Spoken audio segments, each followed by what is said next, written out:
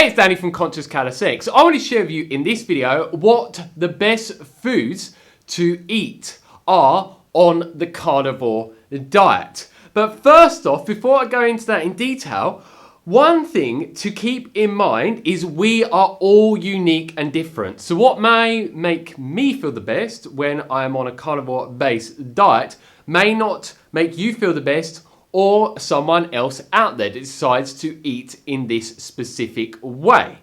So yeah, just keep that in mind because there's so many people that go around with certain dietary advice that can be very dogmatic and idealistic where they say, this is only what you should eat and this is what you shouldn't eat, and this is the same for every single person, because that isn't true at all. We all have different genetics and there's many other things to take into consideration that, will determine whether certain foods on the carnivore diet will work for us or not. But your body knows best, so listen to it. Try out certain things that are suitable for a carnivore diet. If you don't feel good from it, then don't continue eating it. If you feel good from it, then obviously continue eating it. So always be in tune with your body and listen to it as much as possible. But what I will say in this video is to give you some ideas of what some of the best type of foods can be for people on a carnivore diet. And from what I've heard from a lot of carnivore teachers out there. So the main meat that the majority of people seem to get on with more so than any other meat out there is beef. Because from what I'm aware of, a cow is a ruminant, and this is one reason why a lot of people get on with it very well. If you look into Michaela Peterson and Jordan Peterson that massively promote the lion diet, and they're massively known in the carnivore diet movement, they had so many different digestive issues and health issues and symptoms where they would react to all types of foods, even certain meats and fish and other animal foods. But they have personally found that beef has no issues for them and many people that they've coached around the world for many years. So it seems to be the one that people get on with the best. And I feel the best when I am eating beef.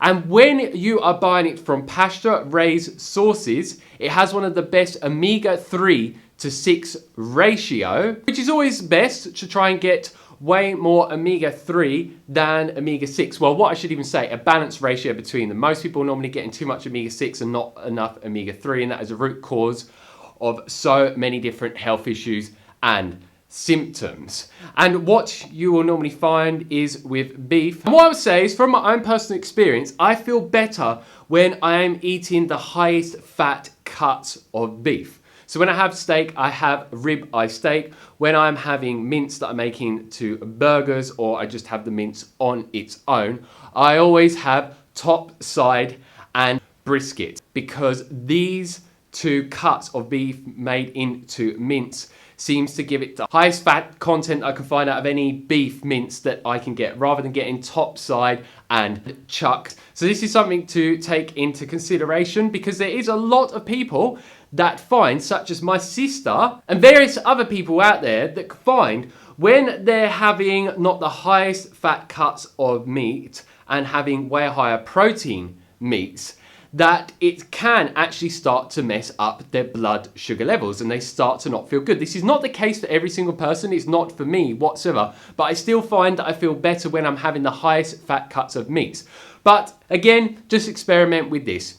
You can see how you feel with higher protein meats that are lower in fat, and then you can experiment with higher fat meats that are lower in protein and just see which one works best for you. And then there's lamb, but lamb normally costs quite a lot in comparison to chicken and beef and pork, but it's very, very similar with the omega-3 to 6 ratio. Most people tend to get on with this very well, and it tastes really nice.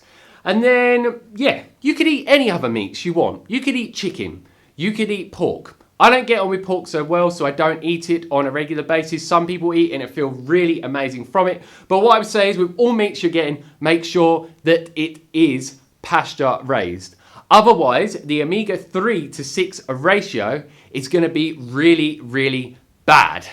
And when it actually comes from a pasture-raised source, it's going to have more of an optimal balance between both of these essential fatty acids. And yeah, you could eat things like duck, venison, Angus, all these different types of meat. And one thing I want to mention with meat is I do recommend staying away from these highly refined processed meats, such as hot dogs and like these really low quality hams and other really low quality processed meats, because they're highly toxic and they're not good for your health at all. Just try them out, see which ones that you have a personal preference for taste wise, and just continue eating the ones, like I said, that make you feel the best. And then you can also have a variety of fish, whatever fish that you want.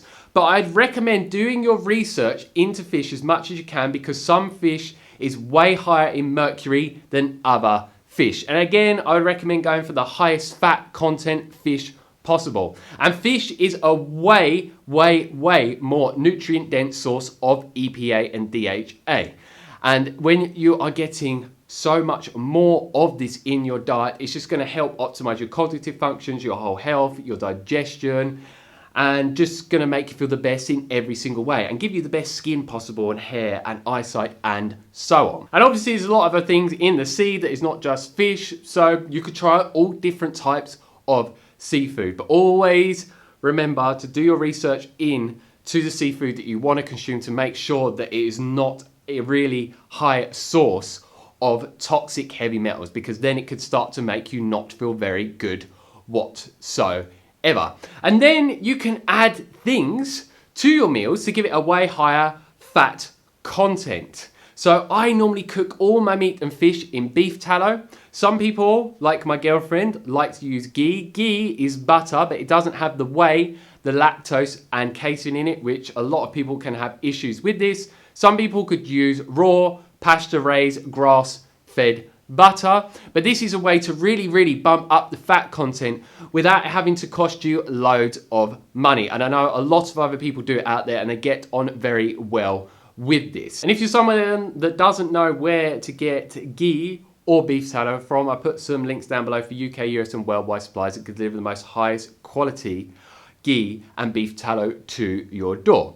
And then there is dairy. Dairy, some people get on with it, some people don't. But make sure that it is raw unpasteurized dairy, because it has the enzymes naturally occurring within it that actually help break down the dairy when you consume it. And when you get pasteurized milk that is normally ultra high temperature pasteurized and messed around with in so many different ways, it's just an absolute Frankenstein milk. It shouldn't even be called milk in any way, shape or form. And you ideally want to get it from grass-fed, pasture-raised sources, so you get a more optimal omega-3 to 6 ratio, and so it's way more nutrient dense as well, unlike this factory farm milk that is completely dead and void of pretty much all nutrition. But yeah, just be wary with this one. Some people will get on with it really well. People that are normally like South Americans normally won't get on with it so well, unlike someone like myself that is white Caucasian from England, where there's been dairy farms for a very long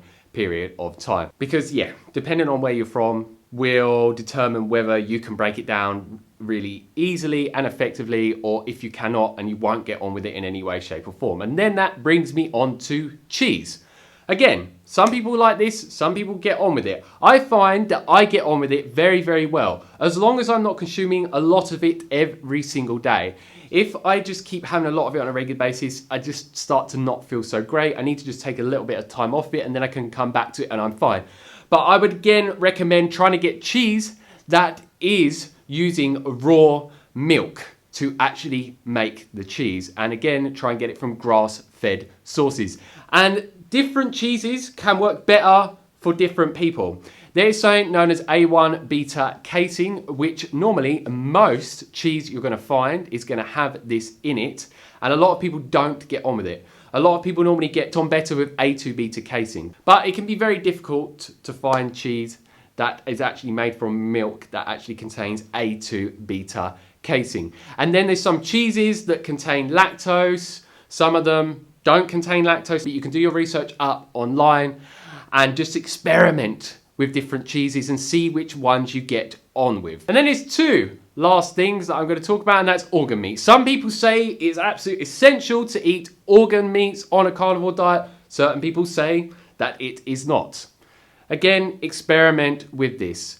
At the early stages of my carnivore diet, I was eating it because I thought it was absolutely necessary for me to do so, but I haven't eaten them for ages and I still feel absolutely amazing. But what I will say is they're one of the most nutrient-dense natural superfoods out there. If you're getting calf liver, for example, it is extremely nutrient-dense. If you're someone that has a lot of nutritional deficiencies and you need to be flooding your body with a lot more micronutrients, then it would be a good idea to eat organ meats, but you wouldn't need to eat them every single day, because if you eat liver and lots of it every single day, you can run into vitamin A toxicity. So that's just something to be aware of. And then the last thing, which is absolutely amazing, is bone broth. You can make this in many different ways. I'm not going to talk about any recipes in this video about it. You can do your research up online. You can find so many of them.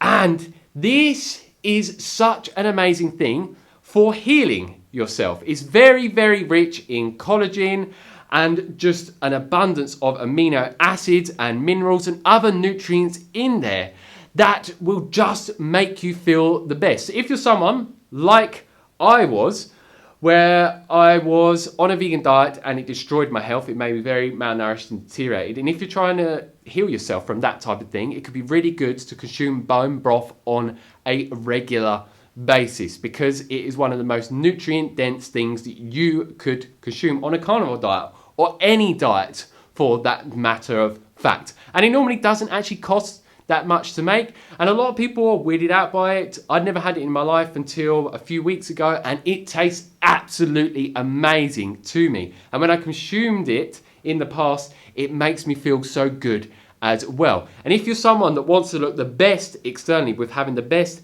hair quality possible, or even regrowing hair, or maybe even reversing grey hair, or getting rid of wrinkles and just giving yourself soft baby-like skin, then you definitely want to be consuming bone broth on a regular basis. Something I forgot to mention, which I'll add in now, is eggs. Some people like to eat them raw, some people cooked, just as with any of the foods that I am talking about that you could eat on a carnivore diet.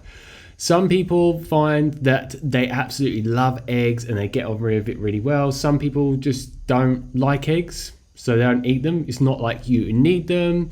Some people, like my sister and some other people I know, don't get on with eggs. They actually get negative effects from consuming them. But I would always recommend, again, always getting pasture raised sources that's antibiotic free and hormone free. Never get it from factory farms or caged animals, because it's not going to give you the highest quality eggs. You want the darkest yolks possible, because they're going to be the most nutrient dense. When you get them from factory farms, they're normally very pale yellow and they're not very nutrient dense or healthy for you. That is it. If you want to add anything to the list of things that I shared with people in this video, leave them down below. If you want me to make a video talking about the drinks that are suitable on a carnivore diet and not, let me know down below and I can make that video for you. And leave your comments and questions down below. And don't forget to like, share and subscribe to receive a lot more videos from me on a regular basis. So enjoy the rest of your amazing day. Catch you on the flip side. Peace.